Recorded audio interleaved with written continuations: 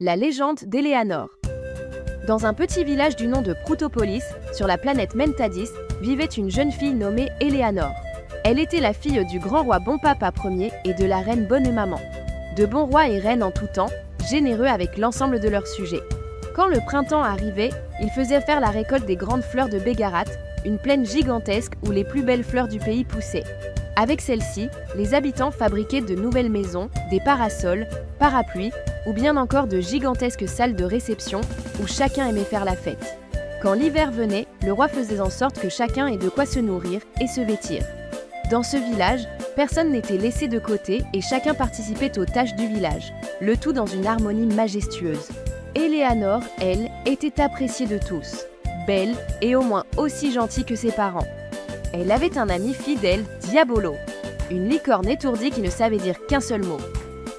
Cacahuète! Il la suivait partout. Un jour d'orage, tout le monde s'était réfugié sous les grandes fleurs de Bégarat pour s'abriter et allumer un feu pour se réchauffer. La pluie s'arrêta soudainement. Et tout d'un coup, un grognement retentit dans le village. Oh non! Un marconien péteur!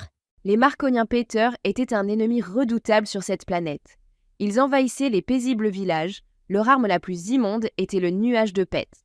Tous les marconiens se mirent à péter en chœur et créèrent un nuage immonde dans tout le village. Tous les villageois s'endormirent de dégoût et furent kidnappés. Tous sauf une, Eleanor avait réussi à s'échapper avec son amie. Cacahuète, cacahuète, cacahuète! Chut! Calme-toi, mon petit. C'est horrible, ils ont emmené tout le village et mes parents. Je vais tous les sauver. Il va falloir être courageux, Diabolo. Le lendemain, les deux amis partirent à la recherche du camp des marconiens péteurs. Ils marchèrent sans relâche pendant 2 jours en suivant des traces de plantes fanées ou d'herbes brûlées par l'odeur des marconiens. Ils finirent par arriver dans une clairière d'où de la fumée s'échappait. Nous les avons trouvés. Cacahuète! Diabolo était triste de voir tout le monde enfermé et un petit nuage gris se dressa au-dessus de sa tête et se mit à pleuvoir sur eux. Oui, les licornes avaient le don de changer la météo en fonction de leurs émotions. N'aie pas peur, mon ami. Nous allons trouver une solution. Eleanor repéra l'endroit où les villageois et ses parents étaient retenus prisonniers par un épais nuage odorant. Eleanor remarqua que lorsque les marconiens utilisaient leur paix, il ne pleuvait jamais. Mais oui, bien sûr. J'ai une idée. Je sais comment on va faire. Elle expliqua son plan à Diabolo et ils se mirent en route vers le camp des marconiens. Eleanor se dressa à l'entrée du camp des marconiens, un foulard autour du visage pour se protéger du nuage odorant. Hé, les puducs! Vous ne m'attraperez jamais! Les marconiens vexés se mirent à lui courir après. Seuls 2 gardes restèrent pour veiller sur les prisonniers. Pendant ce temps, Diabolo lui arriva par derrière la cage et essaya de libérer les otages, mais...